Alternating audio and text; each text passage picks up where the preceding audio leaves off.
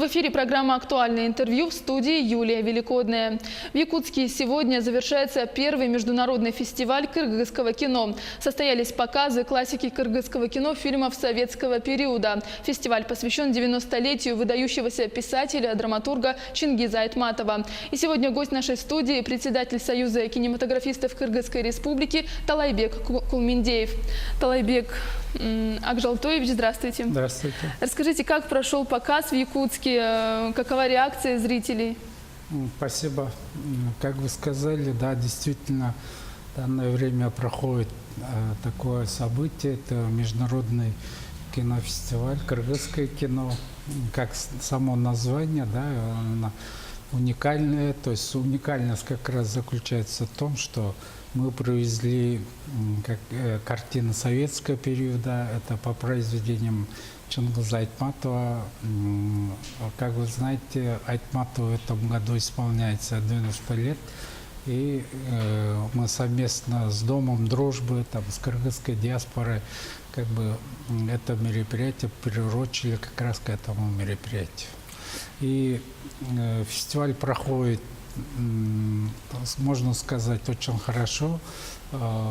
Отрадно, что залы полные, день-два раза, даже такое иногда хороший кинотеатр даже не собирает, и я, в принципе, доволен. А зрители это какого возраста? Так как, вот как я сказал, то есть фильмы советского периода, в принципе, зрители как раз те, кто прожил, те, кто посмотрел и у кого ностальгия по тому времени, вот в основном они являются основным посетителем. А вот почему именно эти фильмы были представлены на фестивале? И снимают ли сейчас кыргызские режиссеры картины по произведениям Чингиза Айтматова? В принципе, по произведениям Айтматова снято множество картин. Даже некоторые картины сняты по 2, по 3 раза и так далее. Но мы, зная продолжительность фестиваля, мы отобрали именно 5 фильмов. Это фильмы как раз с разным режиссером того периода.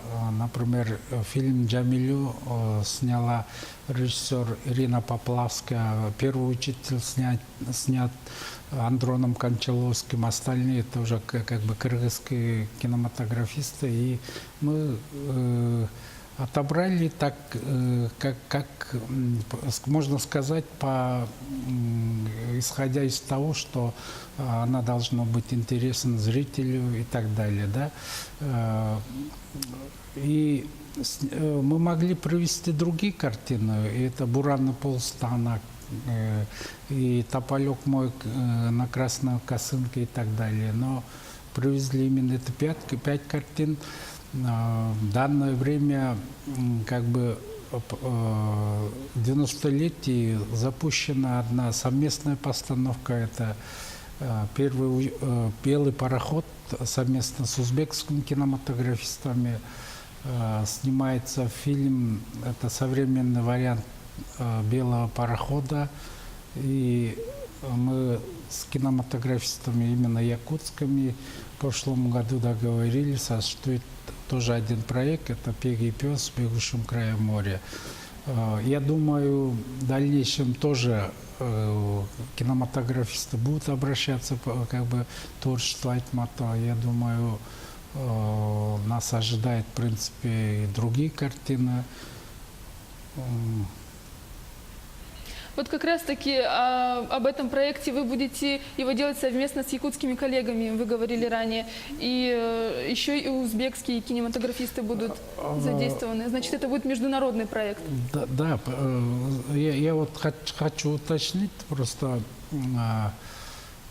В прошлом году тут в Якутске проводился Дни литературы и искусства Кыргызской республики, и мы тогда кинематографистам Якутии договорились о создании этого проекта.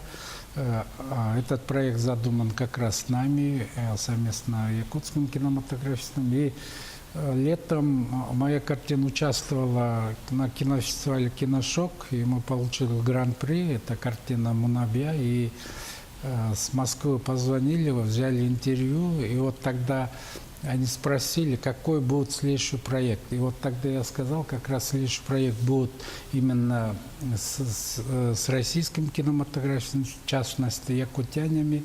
И вот тогда они неправильно услышали, и как бы как неправильная информация запущена, что этот проект осуществляется с узбекским кинематографистом. Но мы готовы сотрудничать со всеми кинематографистами, включая узбекских.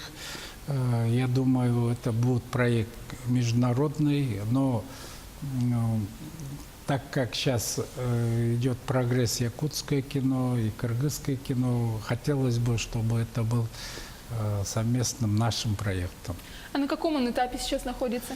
В принципе, мы со своей стороны как бы решили вопрос финансирования, потому что этот проект вошел в план мероприятий по проведению юбилейных мероприятий по Айтматову. И сейчас мы как бы договариваемся, участие якутских кинематографистов, в каком она формате будет, мы уточним, потому что возможно, съемки будут тут и будут привлечены якутские как бы деятели кино, и, соответственно, обеспечение техникой и так далее. А каким вы видите этот проект, больше коммерческим или для участия в конкурсах различных? Я хочу просто объяснить, да, кино, и что кыргызское, что якутское кино, это национальное кино, он может быть авторским таким, да, как произведение искусства, и он может быть бизнес-проектом, как коммерческое кино. В этом отношении мы как бы видим в этом как совместный проект авторского характера. То есть он, конечно, будет прокатываться, он будет как бы, возможно, продвигаться, но, скорее всего, это будет, как бы, как можно сказать, произведением искусства, мы постараемся к нему относиться очень серьезно. Если мы уже начали говорить о якутском и кыргызском кинематографе, скажите, что отличает и роднит? Ну, можно сказать, чем отличаются эти две коренные нации, да? В принципе, ну, у нас одна история, там, одни корни, и, в принципе, состояние кинематографа, кино в целом схоже, потому что мы малочисленные народы, да, у нас всего 6 миллионов человек, то есть даже при успешном создании картин вернуть с проката тех вложенных денег невозможно. И состояние кинематографа, в принципе, одинаковое. И в этом отношении мы как бы все равно мы делаем свое национальное кино и как бы завоевываем призы, фестивали к этому. Как бы на это есть пример, да, фильм «Царь птица», который получил гран-при Московского кинофестиваля, и кыргызская картина завоевывает такие же престижные фестивали на международных фестивалях класса А. В этом и схоже. Азиатское кино, каким является якутское и кыргызское, становится новым трендом. А как, на ваш взгляд, можно конкурировать с другими азиатскими странами? Ну, конкурировать не стоит, надо делать свое кино, национальное, основанное на традициях, обычаях народа, и это достаточно. То есть у любого национального кино должен быть свой язык, свой почерк, свой стиль, чего я пожелаю якутским кинематографистам. А как вы относитесь к новым технологиям и формам в кино? Вот, к примеру, Бекмамбетов снимает сейчас в формате Screen Life. Ну, кино больше 100 лет, в принципе, да, он развивается в зависимости от технологий. Мы как бы Сейчас почти на пленку не снимается, это веление времени, растет технология, да, появляются цифровые как бы, технологии. В этом отношении нужно делать кино. И сейчас можно на сотках снять, можно сейчас в принципе показывается на автобусах, там, да, метро, везде, где угодно. Самое главное, чтобы твой фильм смотрели, на чем бы было не снято, и за это надо биться. Поэтому он должен быть доступным, он должен интересным. И я за кино, за любой стиль, за любой жанр, лишь бы он был хорош. Вы, как режиссер, начали снимать фильмы довольно недавно, и ваши работы уже становятся победителями престижных конкурсов. Вот как вы пришли в мир кино? Ну, это долгая история. Ну, я, в принципе, больше 20 лет работаю в кино. Все время был на административных должностях. Последний год возглавлял национальной киностудии «Кыргызфильм». У него более 70-летняя как бы, история. Потом возглавлял Дом кино. И у меня, несмотря на как бы, кинематографическое образование, кинорежиссуре, у меня не получалось как бы, заниматься творчеством. И вот последние годы все-таки решил посвятить свою оставшуюся, можно сказать, жизнь творчеству. То есть я буду заниматься своим любимым делом. А то, что занимаешься какой-то должностью, это уже общественная работа. То есть можно и заниматься, но параллельно нужно делать кино. А как председатель Союза кинематографистов, как вы оцениваете уровень и перспективы кыргызского кино? Мы все время говорим о достижениях кыргызского кино, но мы как бы умалчиваемся о проблемах кыргызского кино. И у кыргызского кино тоже существуют свои проблемы, потому что государственная поддержка, независимо от того, что у нас есть закон о кинематографии, в полном объеме не финансируется. У нас хорошо развито производство, у нас прокатная система хромает, да? У нас около 40 кинотеатров по всему региону. Прокат хорошо развивается только в крупных городах.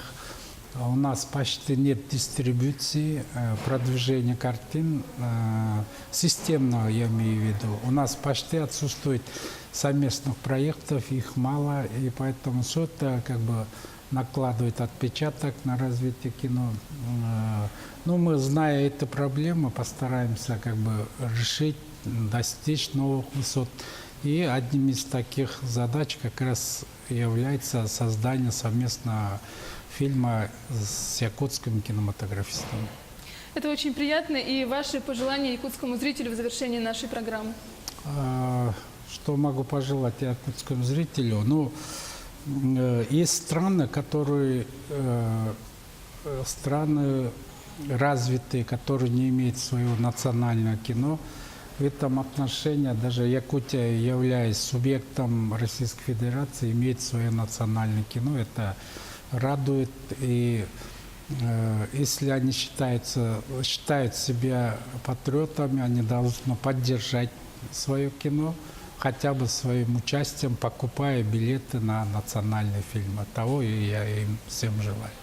Спасибо вам большое, Талайбек Акжалтоевич. Мы желаем вам творческих успехов. Спасибо, что пришли к нам в студию. Я напомню, вы смотрели программу «Актуальное интервью». Всего доброго и до встречи в эфире.